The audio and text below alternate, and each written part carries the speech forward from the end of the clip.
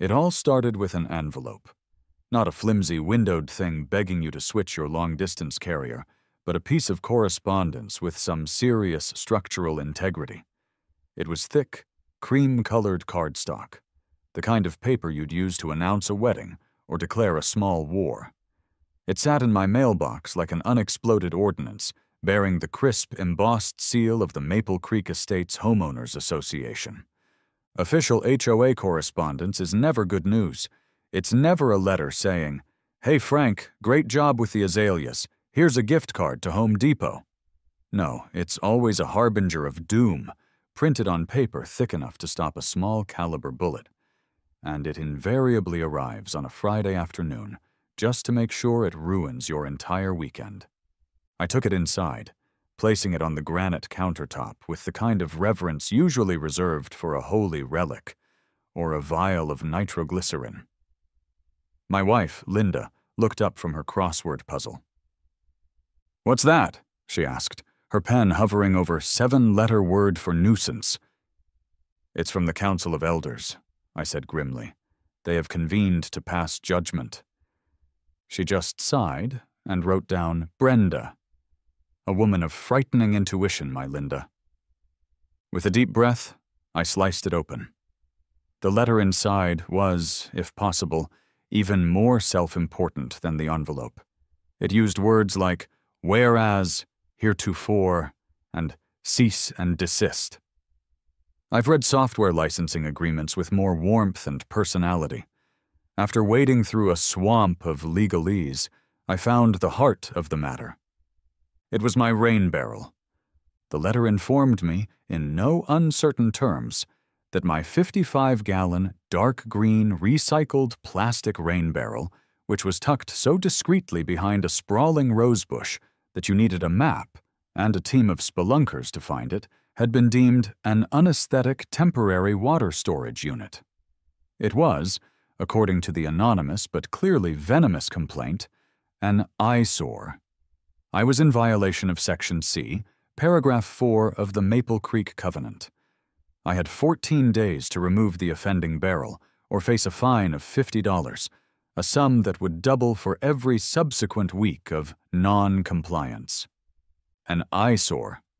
My beautiful, practical, eco-friendly rain barrel. I'd bought it at the county's annual sustainability fair.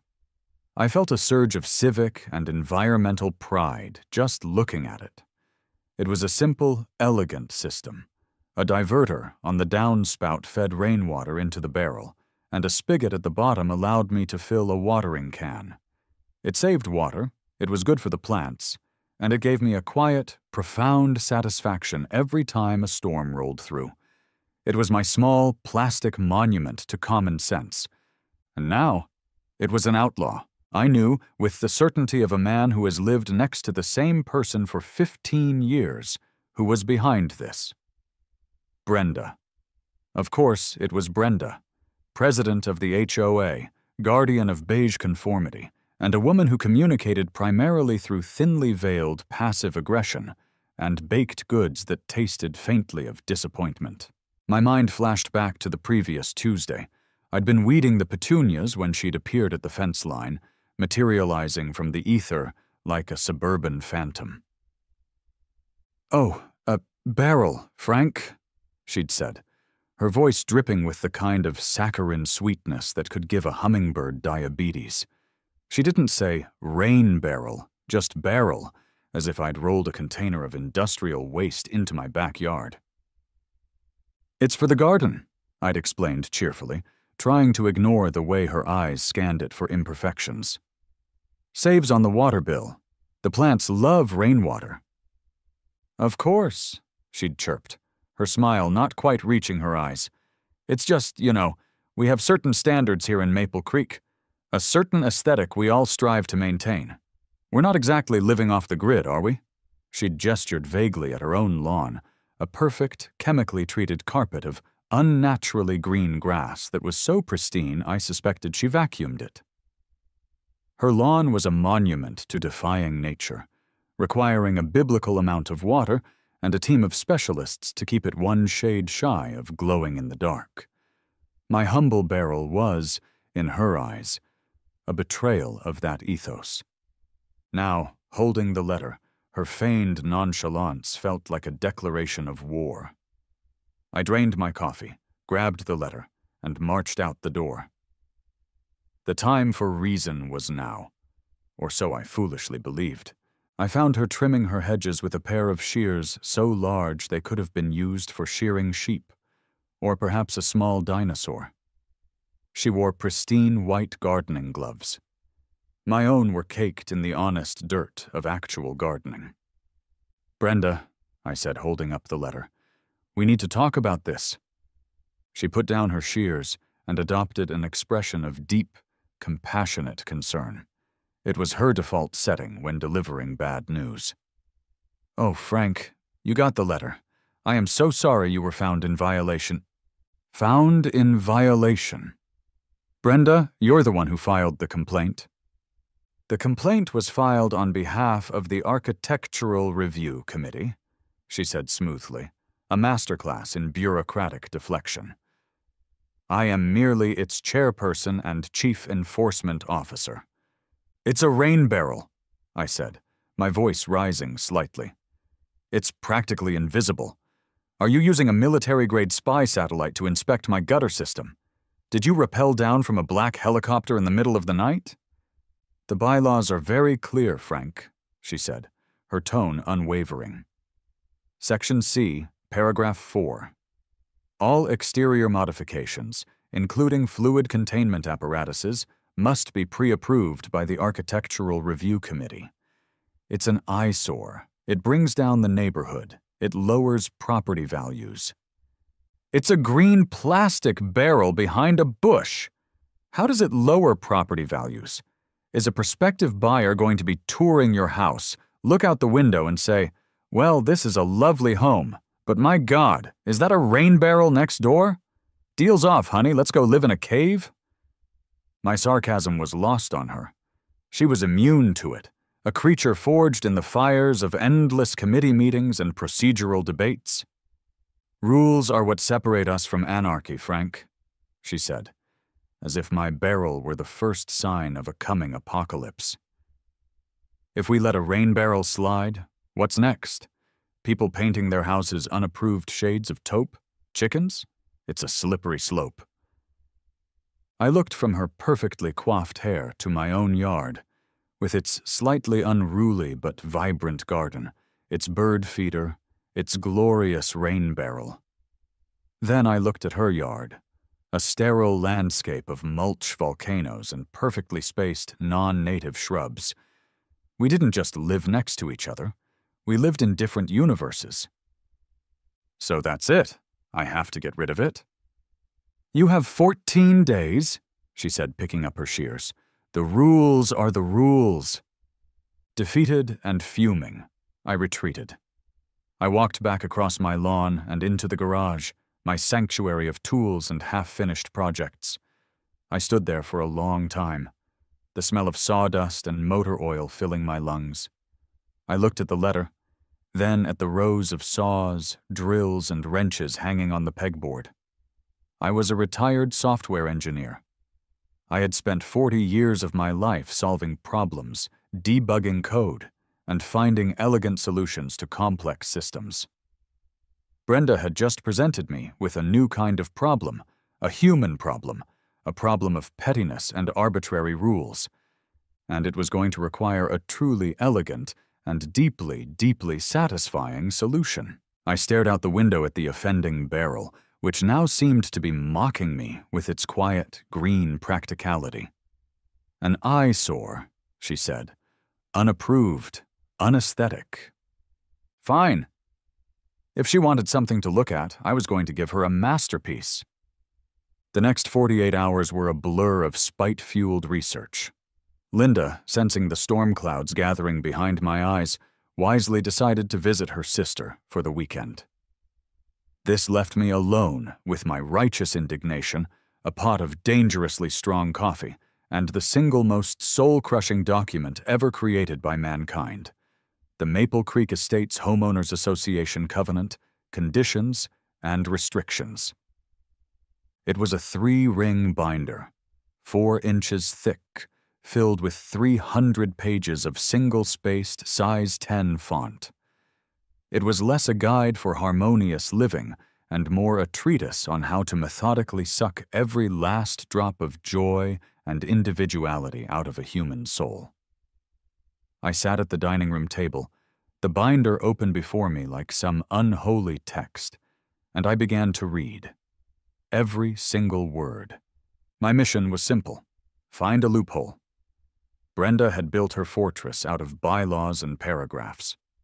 I was going to find the one loose brick in her foundation and drive a truck through it. As I read, I started a list on a yellow legal pad, a chronicle of the madness that governed our lives. Absurd Maple Creek bylaws, abridged. Article 4, Section 2. A. All mailboxes must be the pre-approved Colonial Keystone model in forest black. No exceptions. Last year, poor Mr. Henderson tried to paint his a slightly darker shade of black. The ensuing legal battle lasted 6 months. Article 5, Section 7. Holiday decorations may not be erected more than 30 days prior to the holiday in question, and must be removed within 14 days following. Inflatables may not exceed 8 feet in height. This was known as the Henderson Clause, after his 12-foot inflatable Frosty the Snowman incident of 09. Article 4, Section 9, C. Wind chimes shall not produce a tone exceeding a gentle tinkle on the official Maple Creek decibel scale, a scale that, as far as I could tell, did not actually exist. Article 6, Section 3. No visible vegetable gardens are permitted in front-facing yards.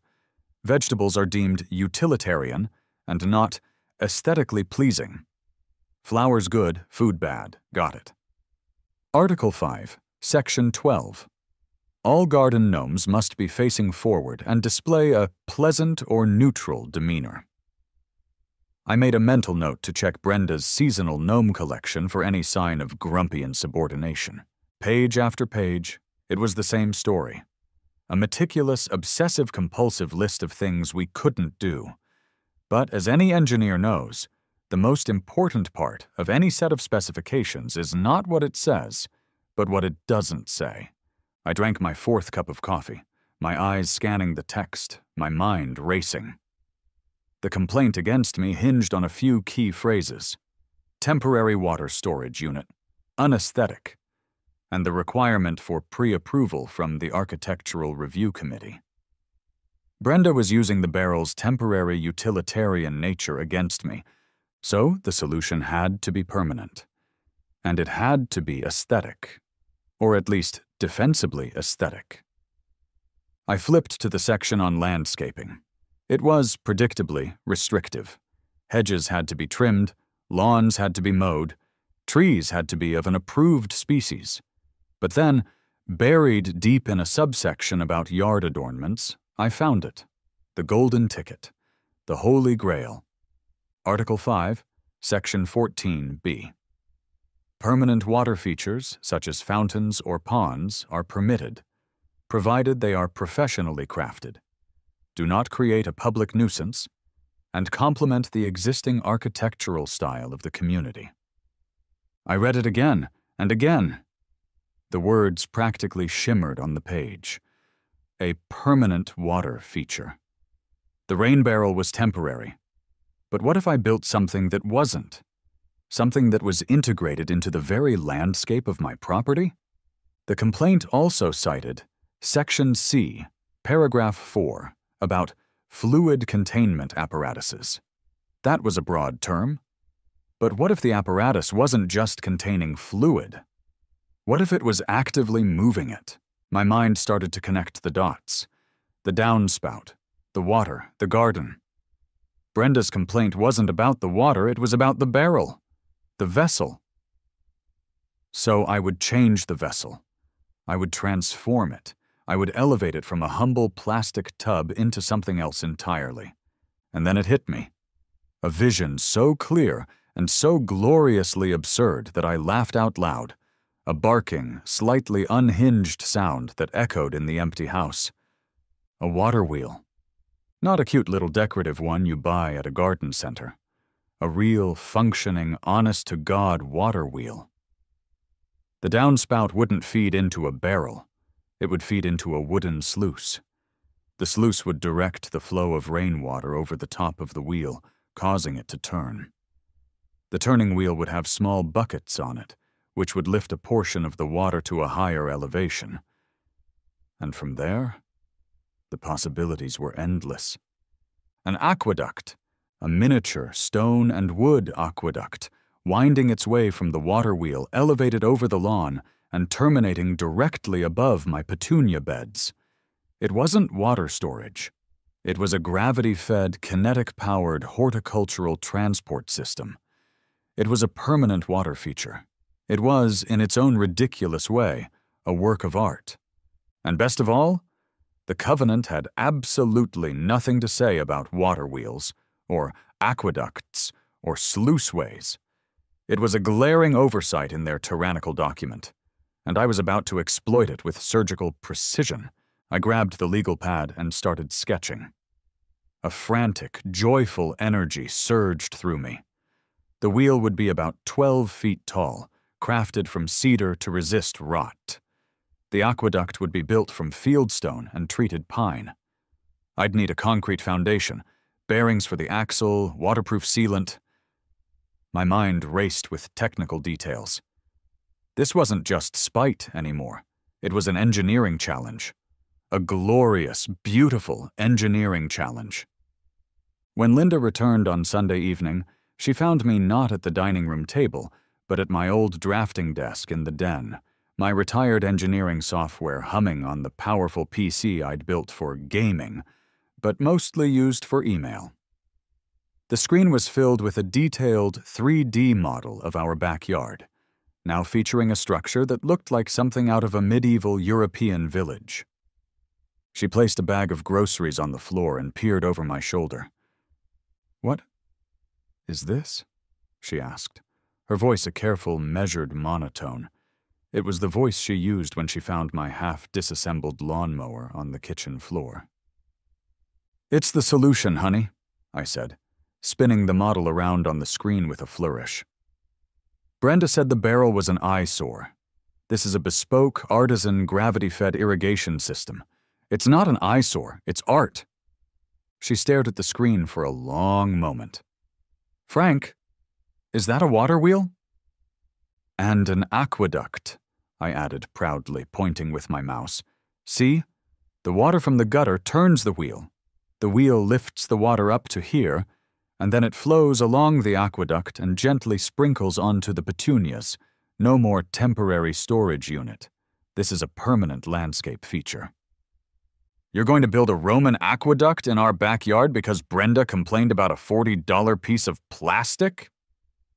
"It's about the principle of the thing," I declared, my voice filled with the conviction of a true believer. "It's about malicious compliance.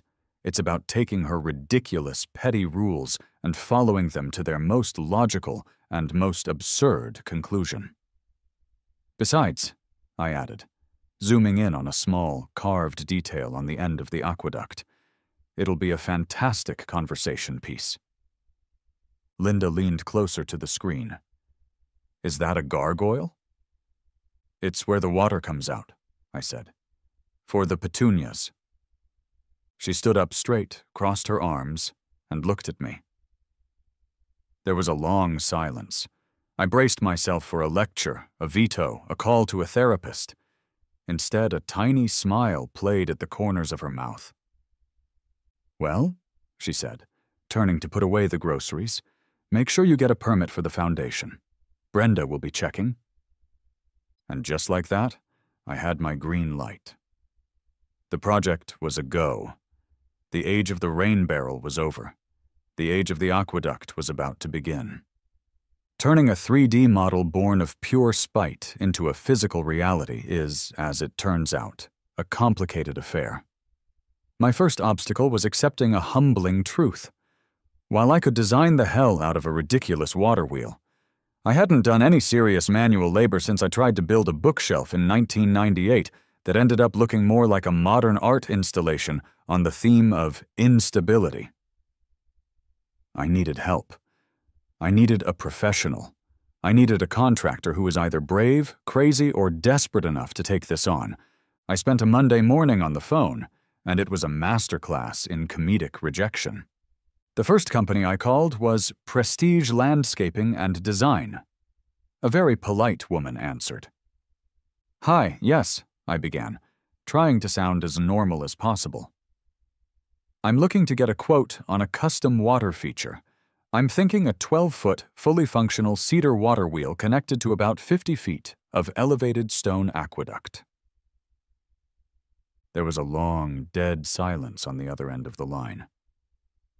"Sir," she finally said, her voice laced with confusion. "Is this for a commercial property, like a theme park?" "Nope, my backyard, for my petunias." Click. She hung up on me. The second call, to Aquascapes Unlimited, went slightly better. The guy listened to the whole pitch before bursting into laughter. "That's a good one, buddy. Tell Bob from accounting he owes me $20. He hung up before I could explain I didn't know anyone named Bob. By the fourth call, I was starting to lose hope. I was scrolling through the bottom of the search results, down in the digital weeds where the websites hadn't been updated since 2005. That's where I found him. Gus's Grit and Gravel. The website featured a pixelated photo of a man who looked like he wrestled bears for a living, standing next to a slightly crooked retaining wall. The tagline was simple. "If it involves rocks or dirt, I'll do it. No job too weird." This was my guy. Gus himself answered on the second ring, his voice a low rumble like rocks in a tumbler. I gave him the pitch. He listened patiently, without laughing or hanging up. "Let me get this straight," he said when I finished. "You got a beef with your homeowners association, so you want to build a medieval water mover in your suburban backyard to water your flowers? Am I getting that right?" "That's the gist of it, yes," I said. "It's a matter of principle." "Principle," he grumbled. "Principles get expensive. I'll be there in an hour. If this is a prank, you're buying me lunch." An hour later, a battered Ford F-250 that looked like it had personally survived the Cretaceous period rumbled to a stop in front of my house. Gus emerged. He was exactly as advertised. Tall, broad-shouldered, with a magnificent gray beard and hands the size of dinner plates. He wore a worn Carhartt jacket and a look of profound skepticism. I led him to the backyard, where I had my laptop set up on the patio table, the 3D model proudly displayed. He stared at the screen for a full minute, stroking his beard. He walked over to the downspout, then paced out the path of the proposed aqueduct, his brow furrowed in concentration. "So," he said, turning back to me, "the gutter pipe feeds into this here sluice, which turns the big wheel, which then lifts the water into this stone aqueduct, which then trickles down to water these flowers." "Precisely," I said, beaming. "Horticultural transport." He stared at the petunias, then back at me. A slow grin spread across his face, cracking the stoic facade. "Horticultural transport. I like that." He let out a deep chuckle. "Frank, I've been in this business for 30 years. I've built decks, patios, pergolas, she sheds, man caves, you name it. Nobody's ever asked me to build a Roman irrigation system. I'm in." He stuck out a hand. "The Brenda's Folly discount does not apply, though. This is gonna cost you." And so it began. 2 days later, a flatbed truck arrived and deposited a mountain of cedar planks, treated pine beams, and 3 pallets of fieldstone in my driveway. It was a beautiful, terrifying sight. My driveway, once a pristine example of suburban conformity, now looked like a staging area for a Viking settlement. Brenda's curtains twitched nervously. The war had officially moved from paper to stone and wood. The first step was the foundation. Gus insisted, per Linda's advice, on doing everything by the book.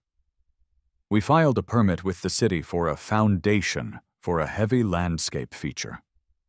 The clerk at the planning office didn't even blink. Apparently, my project wasn't even in the top 10 weirdest things she'd seen that month. The build itself was a symphony of controlled chaos. Gus was a craftsman of the old school. He measured 3 times, cut once, and swore with a creativity I deeply admired. I appointed myself his apprentice, a role I was woefully unqualified for. My main jobs were to hold things, fetch tools, and provide a running commentary on fluid dynamics that Gus completely ignored. The neighborhood's reaction was a mix of awe, confusion, and outright alarm. My next-door neighbor on the other side, a perpetually relaxed guy named Bob, would come over with beers every afternoon to watch the progress. "Dude," he said one day, watching as Gus and I wrestled the massive central axle for the wheel into place. "That is the most epic thing I have ever seen. It's like a spite moat, but vertical." Others were less impressed.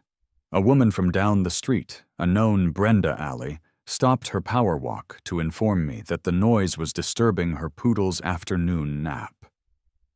I politely handed her a pair of foam earplugs. Brenda, meanwhile, watched. Always watched. From her kitchen window, from behind her perfectly trimmed hedges, from the corner of her eye as she got her mail. She was a silent, simmering volcano of disapproval.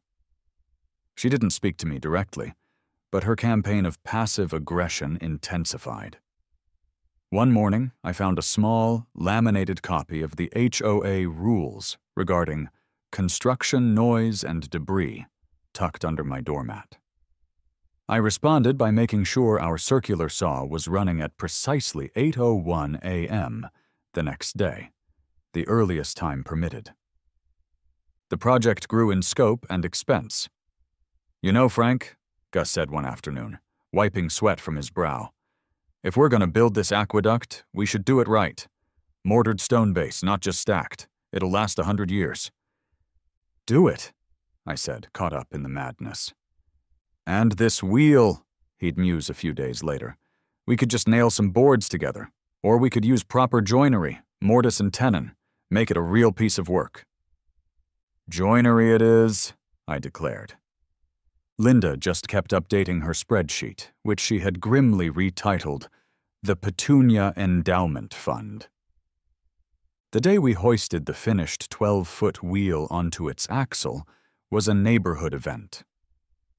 Bob brought more beer. A few other curious neighbors gathered on the sidewalk.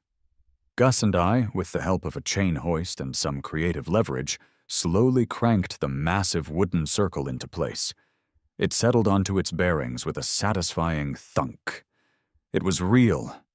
It dominated the backyard, a magnificent, absurd wooden giant standing sentinel over the petunias. Brenda's response was swift. The next day, another cream-colored envelope appeared in my mailbox. This one was a formal warning regarding an unapproved agricultural structure.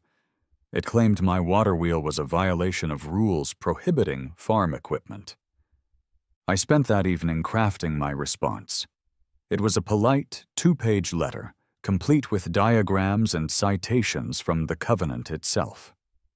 I explained, in excruciating detail, how the structure was not agricultural, but horticultural, and how it was not equipment, but a permanent, professionally crafted water feature. I cited the dictionary definitions of all relevant terms. I printed it on high-quality resume paper and hand-delivered it to her mailbox. Checkmate. The construction continued.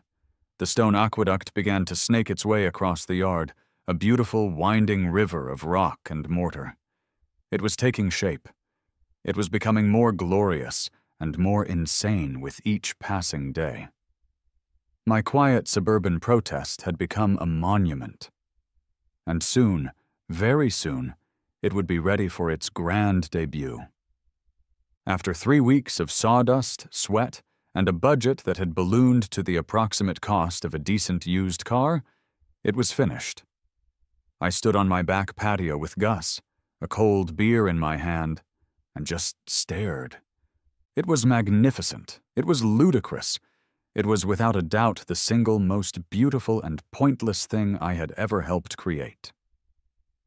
The cedar water wheel stood a full 12 feet tall, its wood glowing warmly in the late afternoon sun. Every joint was perfect, every bucket meticulously attached. It looked like it had been teleported from a 17th century grist mill and dropped into the middle of suburban Ohio. The sluice, a masterfully crafted wooden channel, angled down from the gutter, poised to deliver the first drops of water like a divine offering. From the top of the wheel's rotation, the aqueduct began its journey. Gus had outdone himself. The base was mortared field stone, solid and timeless, and it supported a wooden channel that snaked gracefully over the lawn, past the bird bath, and around the prize-winning roses. It was a marvel of over-engineering, a testament to what two determined men with too much time and a shared enemy could accomplish. The aqueduct terminated in a flourish, ending in a small stone gargoyle head, my personal touch, its mouth open and aimed directly at the heart of the petunia bed. "Well, Frank," Gus said, taking a long pull from his beer, "this ain't your granddaddy's bird bath." "It's a testament to the indomitable human spirit, Gus," I said solemnly, "and a deep-seated hatred for arbitrary rules." "That too," he agreed. "Now all we need is rain." As if on cue, the universe decided to cooperate. I had been tracking the weather forecast with the obsessive focus of a NORAD commander monitoring incoming bogeys. A massive storm system was crawling across the Midwest, and it was due to hit us that evening.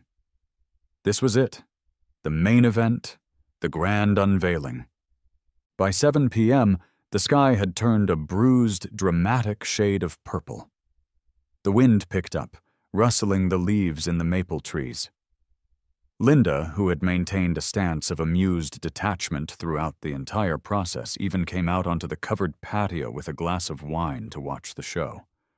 Bob from next door was already in a lawn chair on his own patio, a bucket of popcorn in his lap. He gave me a thumbs up. The first drops of rain were fat and sparse, hitting the patio stones with loud plinks. Then, the heavens opened. It was a proper Midwestern deluge, a vertical wall of water that blurred the edges of the world. I held my breath. We watched the gutter. It filled quickly, and soon a steady stream of water was pouring into the wooden sluice. The water flowed down the channel, a silver ribbon in the dimming light, and hit the top buckets of the wheel. For a moment, nothing happened. Then, with a low, deep groan of wood settling against wood, the massive wheel began to move. It was slow at first, fighting against its own inertia. A collective gasp went through our small audience. It turned, creaking with a stately, rhythmic grace, each bucket filling at the top and emptying at the bottom. It was working. But the real magic was yet to come.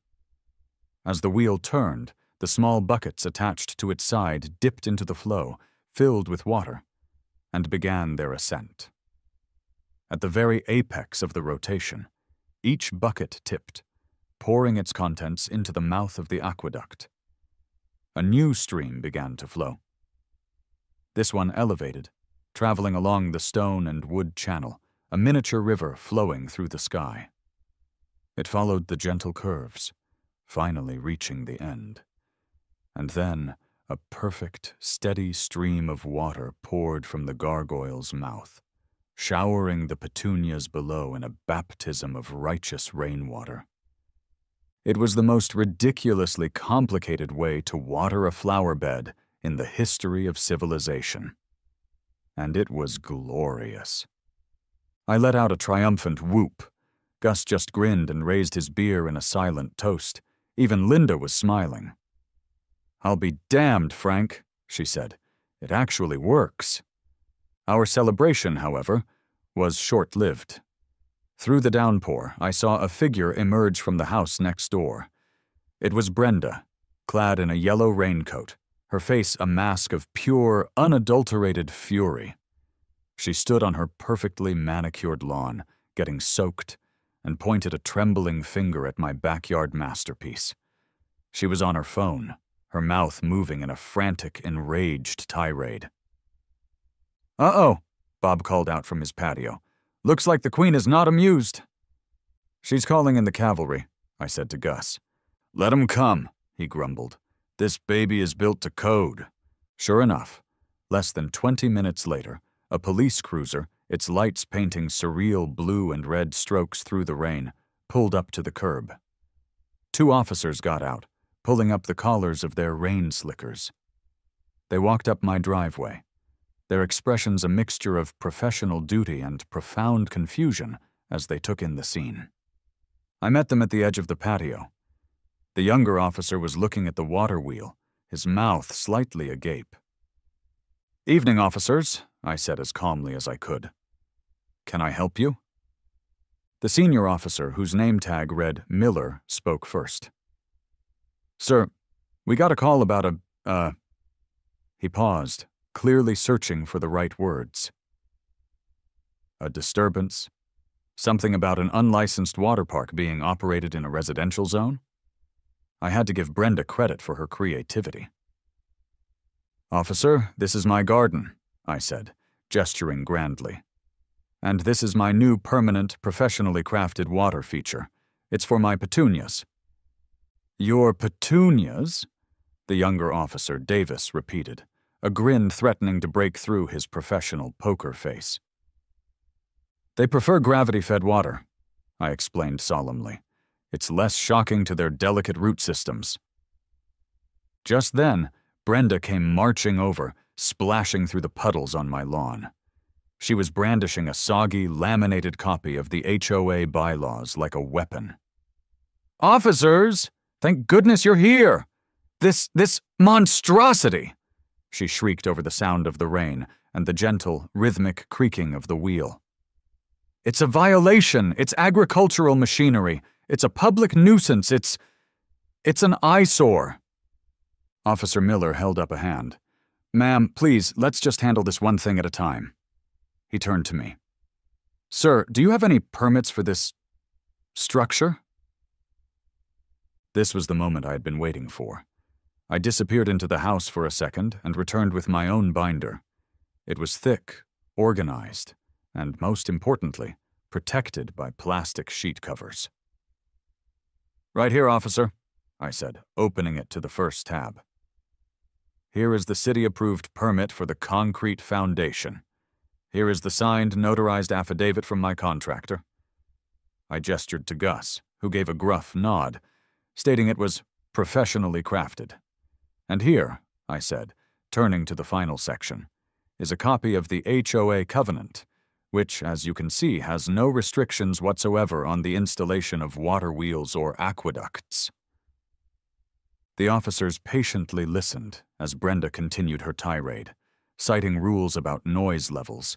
The creaking was quieter than the rain. Property lines. It was 5 feet inside my own, and its potential to attract vermin. "Brenda, it's a water feature," I countered.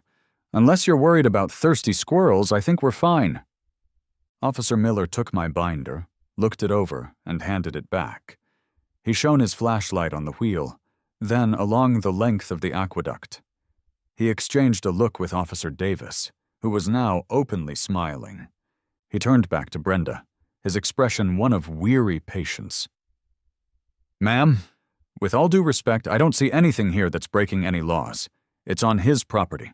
It seems to be structurally sound. As far as the city of Maple Creek is concerned, he can have a water wheel, if he wants to." The words hit Brenda like a physical blow. She stood there, sputtering, rain dripping from her nose, utterly defeated by the very bureaucracy she worshipped. But, she stammered. "It's an eyesore." I gave her my most serene, beatific smile. "Brenda, that's subjective. I think it has a certain rustic charm. Officer Miller tipped his hat. Have a good night, sir. Try to keep your petunias out of trouble. They walked back to their car, the sound of their chuckles audible even over the storm. The cruiser pulled away, its lights disappearing down the street. It was over. I had won. Brenda stood frozen for another moment, a statue of impotent rage in the pouring rain.